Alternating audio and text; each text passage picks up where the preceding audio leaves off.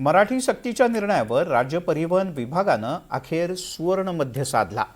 सरकारनं मराठी सक्ती कायम ठेवली, पण 15 ऑगस्टपर्यंत कारवाईपासून अभय सुद्धा दिलाय। त्यामुळे मराठीच्या मुद्द्यावरून उठलेलं वादळ तुर्तास शांत झालंय। पण कारवाईचा बडगा न उचलता सरकार ही मोहीम राबवणार तरी कशी, असाही प्रश्न आहे। पाहूयात एक रिपोर्ट। राज्यात मराठी सक्तीचा निर्णय कायम, तुर्तास कारवाई नाही पण तपासणी होणारच।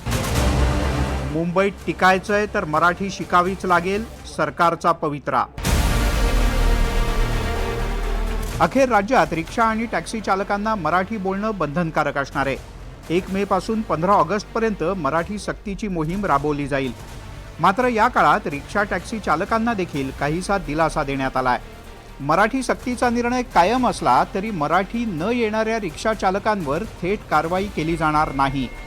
सरकारने मराठी सक्तीसाठी अप्रत्यक्षपणे 15 ऑगस्टपर्यंतची मुदतवाढ दिली आहे। परिवहन विभागाच्या या निर्णयामुळे अमराठी रिक्षा टॅक्सी चालकांना मोठा दिलासा मिळाला आहे। सगळ्या 59 आरटीओंना आज मी निर्देश दिले की 1 मे पासून आमची जी मोहीम आहे ती आम्ही चालू ठेवणार आहोत आणि राज्यामध्ये ज्या ज्या ठिकाणी चुकीच्या पद्धतीने काही रिक्षा चालत असतील, चुकीच्या पद्धतीने टॅक्सी चालत असतील, तर बेकायदेशीररित्या जर काही ते प्रवाशांना त्रास देत असतील किंवा बेकायदेशीररित्या नियमाचं उल्लंघन करत असतील, कारण 20 नियमावली आहे की 20 साधारणतः आमच्या कायद्यामध्ये तरतुदी आहे की त्या 20 कायद्याचं त्यांनी उल्लंघन केलं तर आम्ही त्यांचं लायसन्स सुद्धा रद्द करू शकतो, बॅच सुद्धा रद्द करू शकतो किंवा परमिट सुद्धा रद्द करू शकतो। 1 मे पासूनची मोहीम कायम ठेवलेली आहे, कारवाई होणार।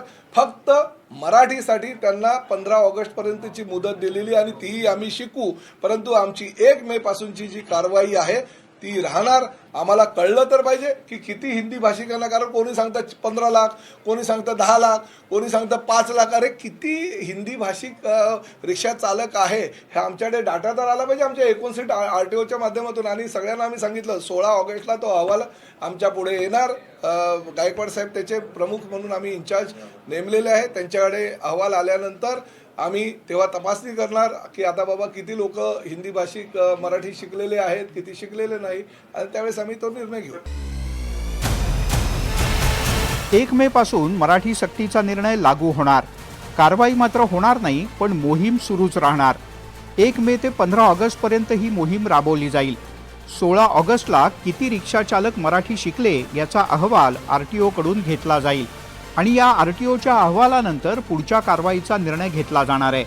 ज्या रिक्षा टॅक्सी चालकांना मराठी भाषा शिकायची असेल त्यांना आरटीओ मध्ये मराठी शिक्षणाचे धडे दिले जातील। मराठी बोलण्यासाठी त्यांना अंकलिपी आणि पुस्तिका सुद्धा दिली जाणार आहे। 16 ऑगस्ट पर्यंत किती रिक्षा टॅक्सी चालक मराठी शिकले याचा अहवाल समितीकडून घेतला जाईल आणि ज्या रिक्षा चालकांनी मराठी भाषा शिकली नाही त्यांच्यावर कठोर कारवाई केली जाईल। मराठी सक्तीच्या निर्णयामुळे शिंदे गटातही मतभेद निर्माण झाले। संजय निरुपम यांनी आपल्याच पक्षाच्या मंत्र्याविरोधात आक्रमक भूमिका घेत अमराठी भाषिकांचा संप करण्याची घोषणा केली। यानंतर प्रताप सरनाईक यांना हे प्रकरण समजुतीने हाताळण्याची जबाबदारी देण्यात आली। अखेर प्रताप सरनाईक यांनी विविध संघटनांशी चर्चा करत यातून सुवर्ण मध्य काढला।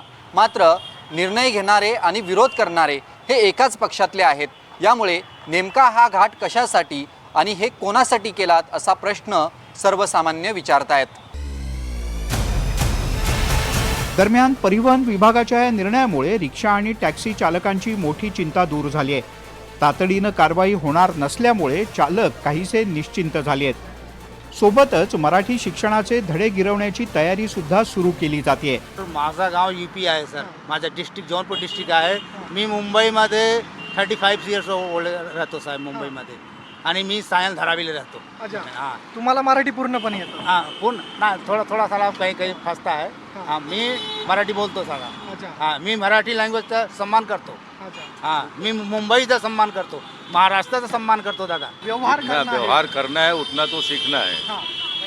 तो उतना कम ज़्यादा तो लोगों को आता है, थोड़ा बहुत लोग हैं जिनको नहीं आता है, उनको भी कोशिश करना चाहिए।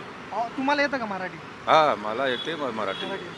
तुम्हाला ऑगस्ट पर्यंतची गरज नाहीये, तुम्हाला आजही माझ्या कधी पण गरज नाही होती। मी संस्कृत पढ़ला होता, हां, गावामध्ये पण संस्कृत पडला होता। कुठले आहे तुम्ही कधी वर्ष झाले यूपी महाराष्ट्रात? प्रयाग में 82 से आया इधर। एकता में समरसता है, मतलब एकता में अनेकता का देश है हमारा।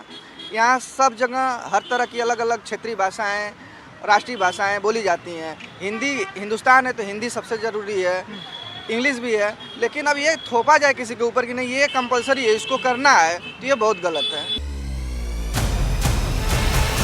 मराठी सक्तीवरून मनसे विरुद्ध शिवसेना अशी लढाई जुंपण्याची शक्यता होती।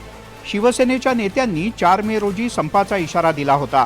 दुसरीकडे मनसे नेत्यांनी सुद्धा संप करणाऱ्यांना धडा शिकवण्याची तयारी सुरू केली होती। मात्र हा मुद्दा चिघळण्याच्या आधीच राज्य सरकारनं मराठी सक्तीचा सुवर्ण मध्य साधलाय। ऋतिक गणकवार, NDTV मराठी, मुंबई।